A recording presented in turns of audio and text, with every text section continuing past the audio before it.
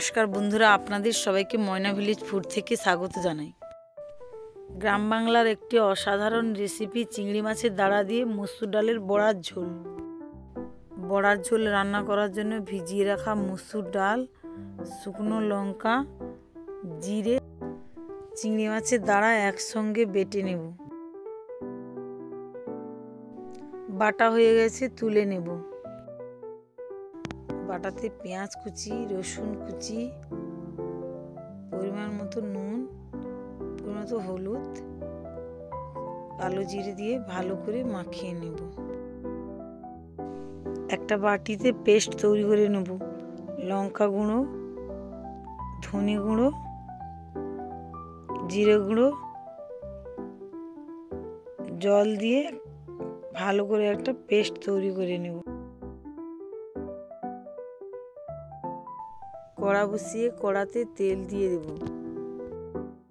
তেল গরম হয়ে গেছে, মাখিয়ে রাখা মসুর ডাল বলের আকার করে গোল গোল করে ভেজে নেব।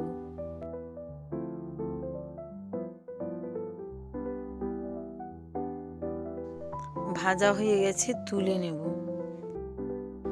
সেই তেলে চিনি দিয়ে দেব।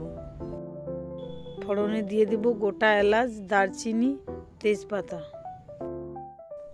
পেঁয়াজ বাটা, টমেটো কুচি, রসুন বাটা, আদা বাটা, পরিমাণ মতো হলুদ, পরিমাণ মতো নুন, জলে গুলিয়ে রাখা পেস্ট দিয়ে ভালো করে মশলাটা কষিয়ে নেব। মশলা থেকে তেল ছেড়ে এসেছে, ভেজে রাখা বড়া দিয়ে ভালো করে কষিয়ে নেব। কষানো হয়ে গেছে, পরিমাণ মতো জল দিয়ে 2 থেকে 3 মিনিট ফুটিয়ে নেব। 2 থেকে 3টা এলাচ শিলে থেতো করে দিয়ে দেব। হয়ে গেছে, নামিয়ে নেব।